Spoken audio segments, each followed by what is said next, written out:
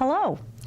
Thanks for tuning in to Town Meeting Television's coverage of Town Meeting Day 2026.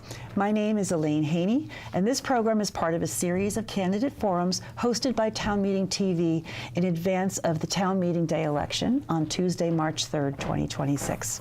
These forums are made possible by Town Meeting Television's generous underwriting partners. You can find all our forums at cctv.org/TMD2026 or on our Town Meeting TV YouTube channel, where auto-generated captions are available. If you're tuning in on YouTube, click the subscribe button to stay tuned to local democracy this election season. On tonight's program, we will hear from two candidates who are incumbents running for city councilor positions in the city of Burlington. Those candidates are Carter Newbeezer, Progressive from Ward 1, and Gene Bergman, Progressive from Ward 2. Welcome. Hi, thanks for having us. We have prepared a list of questions for each of you, and you will have 90 seconds to answer each question. Rebuttals will only be allowed if a candidate is named directly, in which case you will have 30 seconds to respond. Okay. If you're tuning in live, we also welcome your questions at 802-862-3966. If you call in, we'll do our best to prioritize your question, though we will screen calls to ensure that questions are not repeated. We ask that you share your name, the town you live in, and that your question be directed to all candidates, not just one candidate in particular. You can also submit questions for future forums at our website, cctv.org/TMD2026. So let's get started. Each of you can have a 1-minute opening statement, and we will start with you, Gene Bergman. Okay, well, first, let me say I'm really pleased to be serving with Carter. We are running unopposed. Okay. So this is really not a debate between us, and we are colleagues on there. Is the question, I guess that I've been asked to say what I love about Burlington and why I want to serve. Why you want to serve. Why I want to serve as a city councilor. Boy. I have lived in Burlington as an adult since I was 18. And the scale of the city, our neighborhoods, I've lived in the old North End for virtually all of that time. So I love the diversity. I love the fact that I am in a working class community. I was able, when I worked at the Free Press in production, to ride my bike, and it took me 3 minutes to get to work. I love 10 seconds. 10 seconds. I love the views of the lake and the mountains, and I love being able to get to all of that. And there you go. That's great. Thank you. Carter. Yeah, thank you for having us in it. Yeah, it made me chuckle, the rebuttal line. I was like, I'm going to start using it on if Gene We have specific rules. No, it makes sense. It's good practice. Well, yeah, thank you so much for having us, like I said. And I think the main reason that I'm running for re-election is because the first time around I talked a lot about tax fairness reform, affordability, trying to move the needle on making life just a little bit cheaper for folks in Burlington, whether it's housing costs, property taxes, et cetera. Healthcare costs are out of control. They're only getting worse. And so I think we've made some good progress. I'm really excited about some of the initiatives that I think we'll talk about later tonight that Burlington's pursuing around housing and tax fairness reform, and I want to continue that work. So that is why I decided to jump in for a second time. Great, thank you. Let's talk about city finances. So as a councilor, you're going to be asked to vote on the city's budget. And for the last 2 years, we've seen what the mayor has called a structural gap between revenue and expenses. What solutions to the budget gaps do you think the city needs to consider? And let's start with Carter. Yeah, so when we're talking about the structural budget gap, there's really a few pieces that are causing that, because I've had a lot of questions from constituents like, you know, we had a gap last year, why are we talking about another gap this year? First and foremost, I want to highlight for folks, and this is on the ed side, this is every public institution, every private institution, healthcare costs are out of control. So even if you sort of level services, or you don't increase hiring, or you don't, you know, stand up new programs, the cost of just staying the same is getting wildly more expensive. So that's a big piece that we're navigating and trying to deal with. The second piece is our grand list in Burlington grows around, I think it's like 0.1% per year, yeah, 1% per year, something like that. I can't remember off the top of my head, but that is just not keeping up with the increased costs that we're seeing, for example, like in healthcare. And then the final piece is, and this was a little bit before my time, But throughout sort of COVID, we got a huge influx of federal money. And so we used that to create a bunch of ongoing positions, but we never as a city identified how we're actually going to fund those positions once those federal funds dry up. We actually stood up an entire department, which I think we'll maybe touch on tonight, the REIB department. It was over 20 staff full-time, and we used one-time funds for that. And so now we're going through the process of righting the ship a bit and making sure that we can create a budget that's sustainable. Okay, thank you.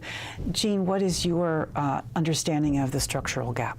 I mean, simply you don't have enough money to cover the expenses that we have, and I don't think anybody would say that we are engaged in really wasteful spending. Sure, there can be improvements, there's always efficiencies, you're always going to look at that. But the roads, you look at the basic things that we're doing, and that's what we're spending our money on. So the choices that we've got in terms of gaps are to raise more money. I have been proposing, Carter's been proposing, trying to get more progressive forms of taxation on things that are going to have the people in our community who have the resources to be able to pay for that, you know, because the property tax is regressive. I think you need to grow the grand list, and you also need to have proper tax rates, and we have a proposal to increase the police and fire tax rate, and that will address tremendous increases in spending that we've had for the police and the fire departments over the last 2 years. And I don't hear anybody saying that we shouldn't have been spending that money. We shouldn't be trying to recruit more officers, keep more officers, retain more officers, and also deal with the fire department. We need state revenues. There's $8 to probably $10 million of funding that we spend on addressing the homeless and the drug crisis. So we have to do that, and then we do and will have to cut spending, and it is going to be miserable. Okay. Could I rebut very briefly? And never so Certainly. I know he didn't specifically say your name. No, it's okay. Go ahead. Yeah. Not to take up too much time, but I just want to reassure folks, because I'm a property taxpayer. I do not celebrate at all putting forward any sort of tax increase to voters. With a roughly $10 to $12 million gap, $3 million of that gap will be made up by increasing revenue. The rest is coming through reductions in our spending in various ways. And so, and other efficiencies we're finding, and ways to raise more revenue without raising property taxes. But that's been the case for the last few budget cycles. So we are doing that hard work of cutting spending and cutting expenses, and it's been certainly painful for our community. Yeah. So on to a part of the tax payment pie that taxpayers deal with is the school budget, which is not your jurisdiction, but it's a big part of the conversation. So school district administrators have proposed an over $140 million school budget, representing a 4.47% increase from last year. Do you support this budget, and why or why not? Please, let's start with you, Gene. Yes, I do support it. I think this school board has done a great job of trying to make sure that we've got an equitable school curriculum and policies, and they have worked really hard to make sure that all of our kids are thriving, and they're doing an excellent job, and they've done it under extremely hard circumstances, like the high school having to be closed down and demolished and rebuilt, all on our dime. Yeah. This is a pretty small increase, knowing inflation. And when you look at the healthcare costs that are being driven on a statewide level, not our own level, this seems like a very reasonable approach. And again, the alternative is austerity, just cutting. And that is a death spiral, right? Because if parents can't send their kids to good schools, they're going to leave town. So I think it's really important. We need alternatives, and that's why folks like in Public Assets Institute and other folks are pushing for changes on the state education tax form, because that's really what we need to be looking at. Right, right. Thank you. Carter, what is your take on the school budget? Yeah, very similar to Gene. I am going to vote for it personally. I'm not too much, like you said, it's the school board's sort of purview, so I'm not too much of a subject matter expert, so I just want to sort of throw that out there. But from everything I understand about it, again, they're not drastically expanding services. They're not making all these new hires.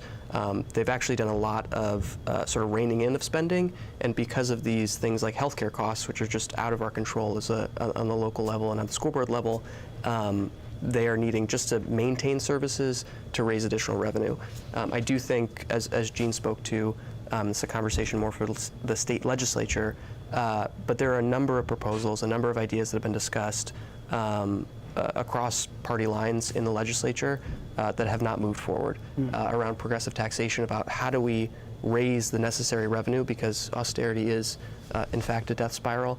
How do we raise the necessary revenue from folks at the very top who are doing phenomenally well and have received some of the largest tax cuts in modern American history over the last few years. So I think we can sort of backfill some of that revenue on folks who are making quite a bit. And that's hundreds of millions of dollars right there even that we could use to support critical public services like our schools. So that's my take.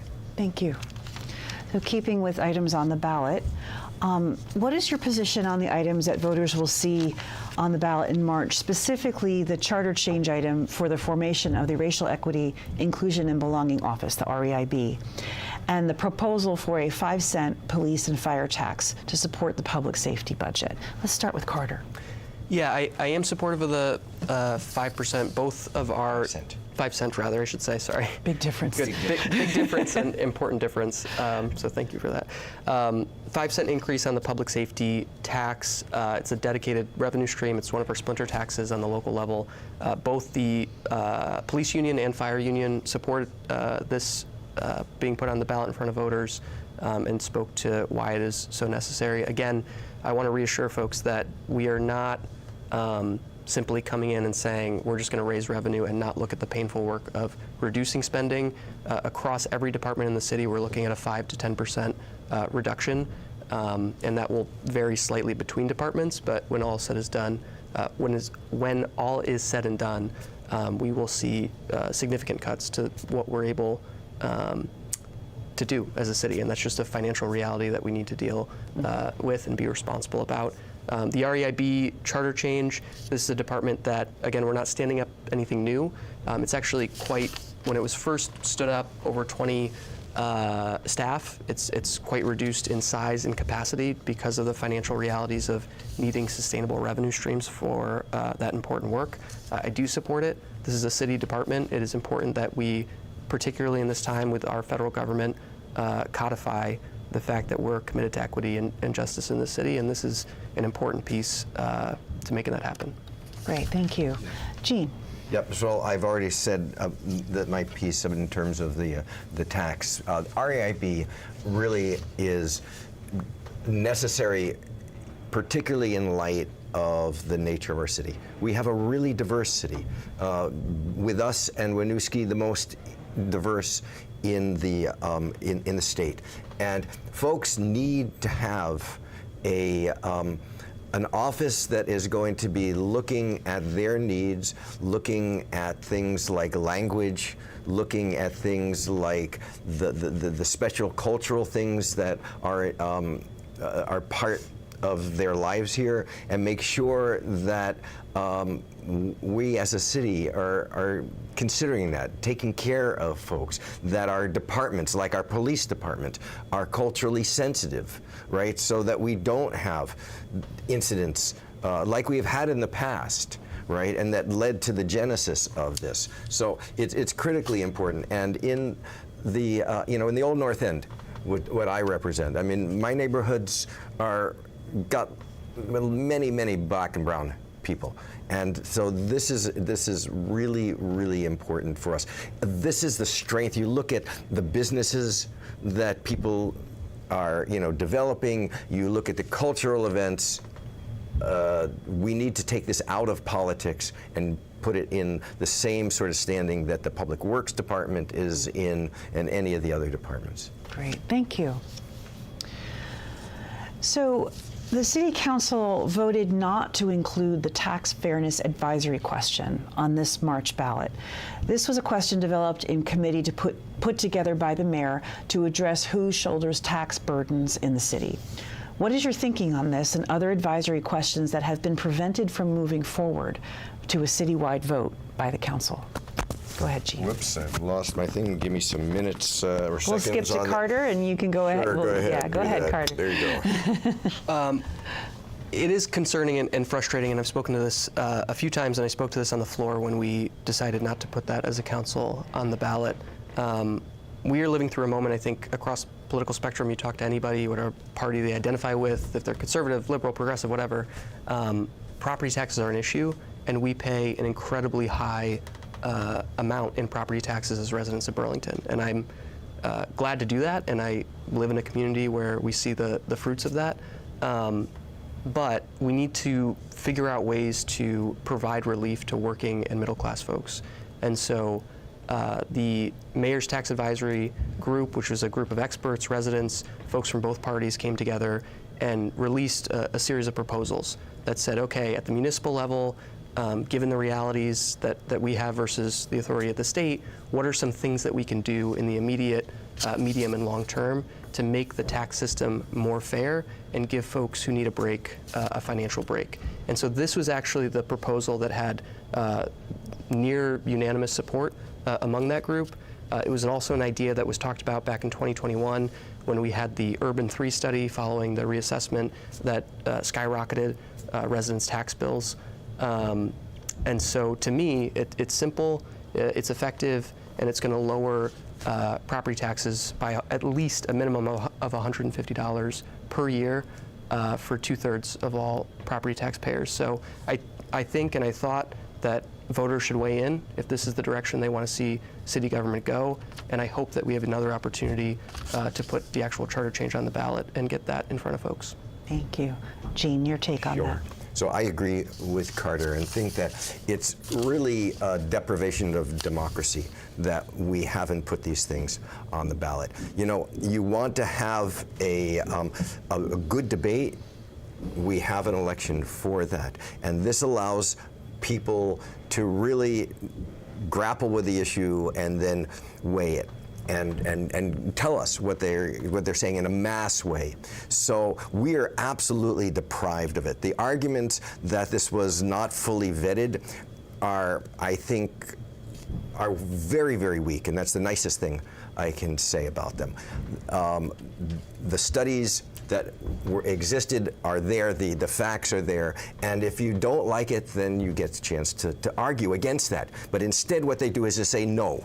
And it was particularly galling because they control the Charter Change Committee, and if they wanted to have hearings on this, if they wanted to have a fulsome debate, then that's where they would do that. As far as the, which was the other one? I mean, the other item that was not passed is the apartheid-free communities. And that's just a straight out deprivation of democratic rights of people. This is an issue which has tremendous local concern and interest. Thousands over the legal limit signed petitions to put it on.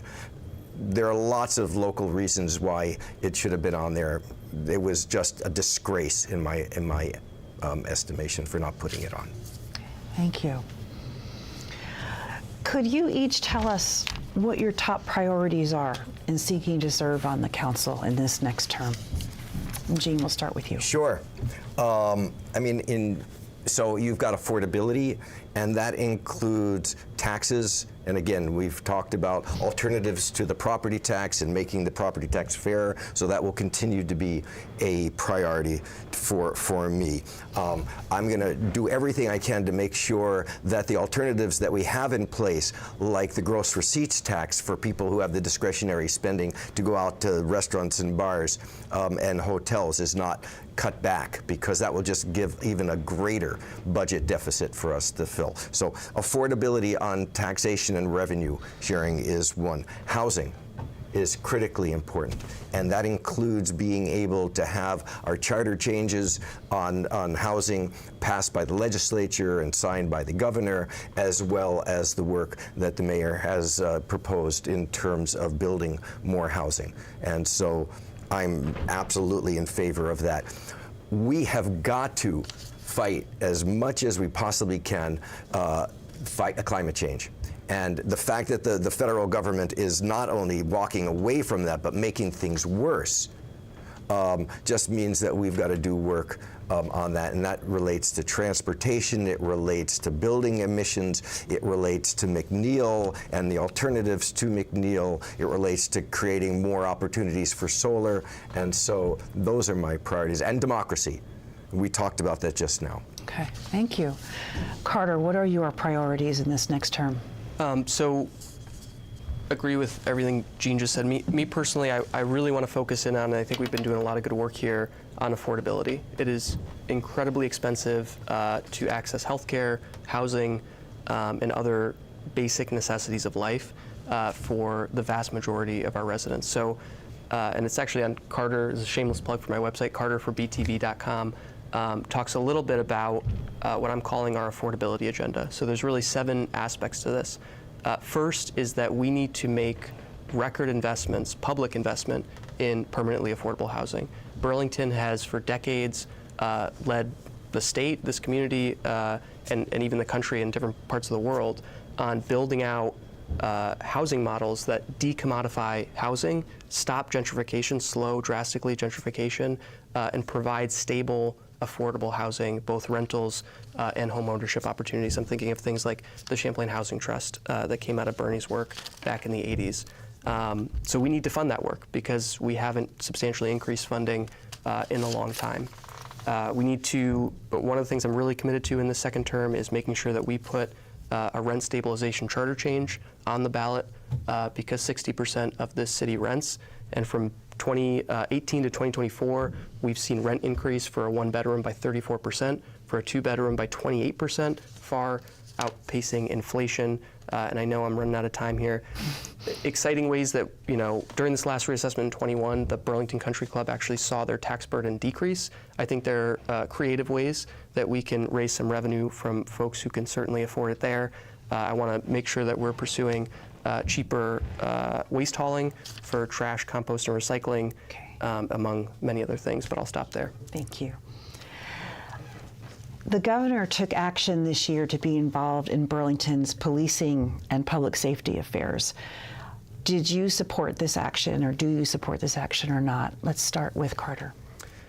I did, and I appreciated, when I first got elected, and it was the start of the mayor's term as well, the governor wouldn't even respond, both privately or publicly, really, to the needs of Burlington. He wouldn't even visit the city.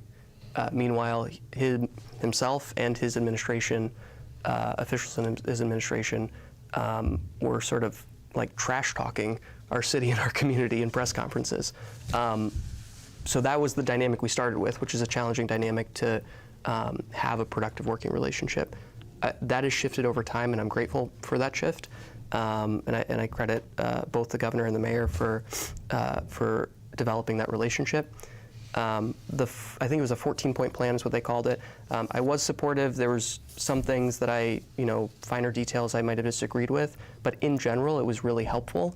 My main concern is that it was, and from the beginning, always intended to be short-term. It was a 3 to 4 month set of proposals. And one of the things that a lot of folks have asked for over and over, both from the governor and the legislature, is for funding and real support to municipalities, not just our community, but communities all across the state, for these big challenges like homelessness and addiction and so many other issues, affordable housing. And so it was helpful. I'm appreciative of it. And now, what's the plan for the next 6 to 12 months? And certainly, we have and will continue as a city to hold up our end of the bargain, but we need that partnership. Okay, thank you. Yeah. Jean, same question. I mean, I agree.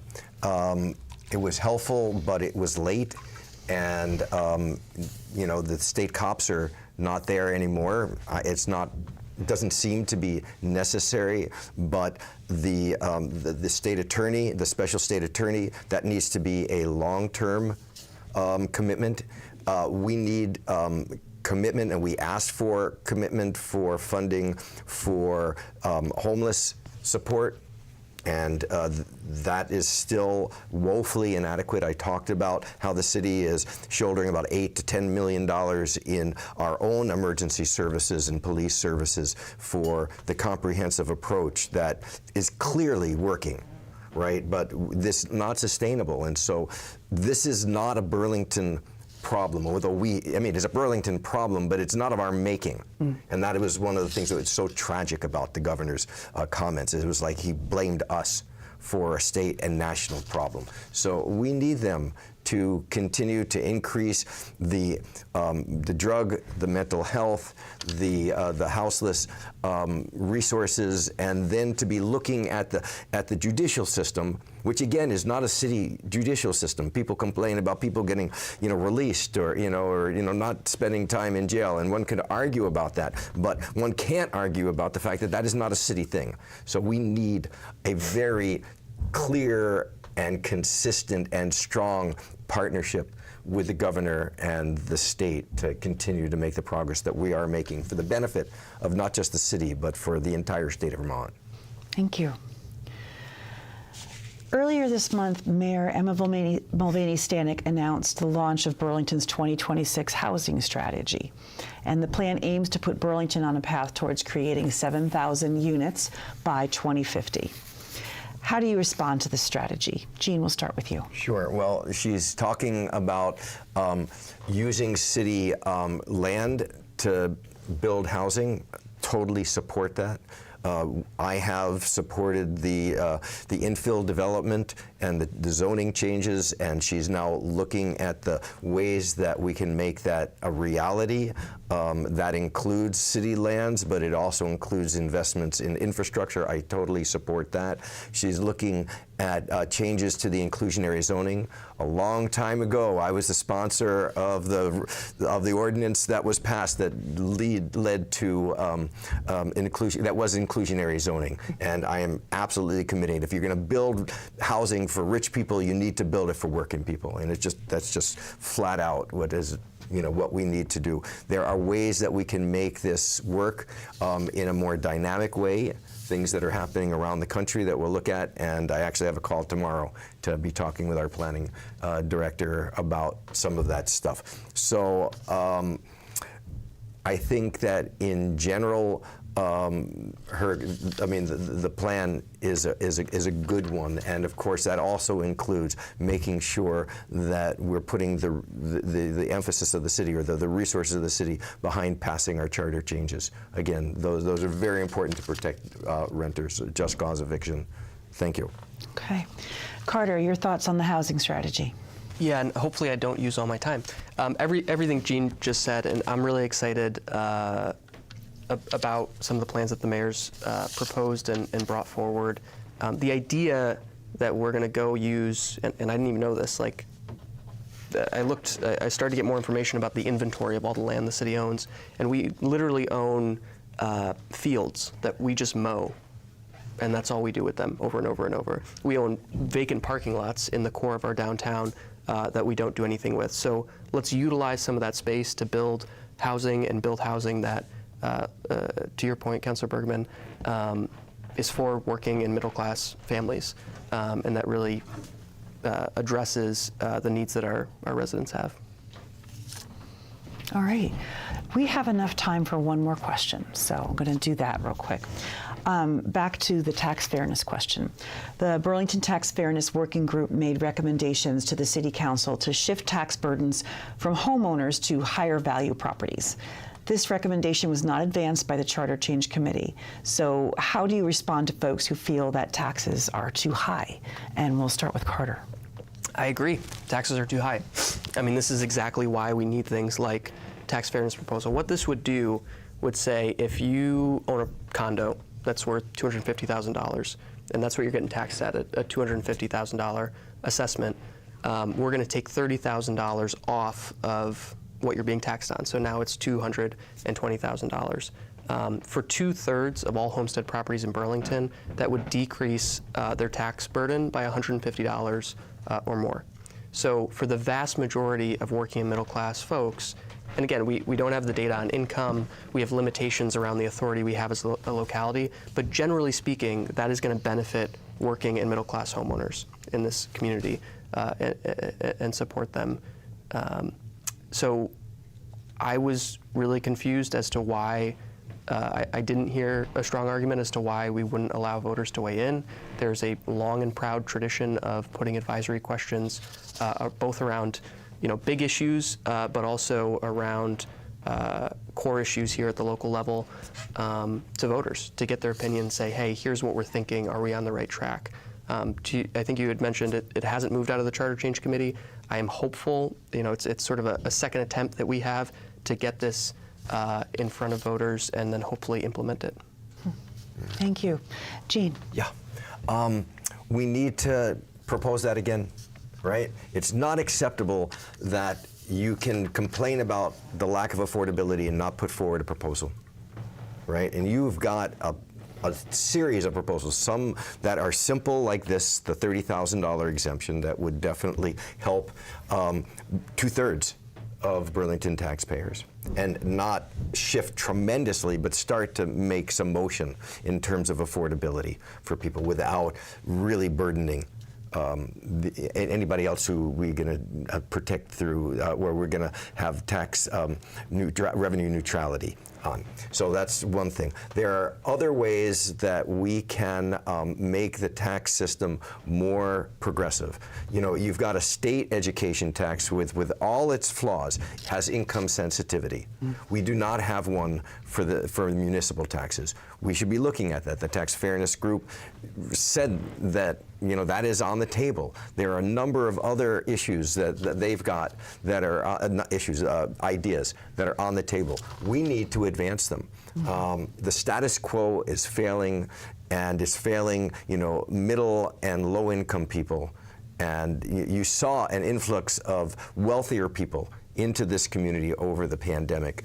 They're part of our community, and they have the ability to pay, and we need them to do that. And together, we can actually make a really thriving, affordable city. So I know that I'm out of time because 90 seconds is like an impossibility for being able to talk, true. And I stumble on my words even though. Well, I'll tell you what, I can give you each 30 seconds for a closing statement. Why don't you start, Gene?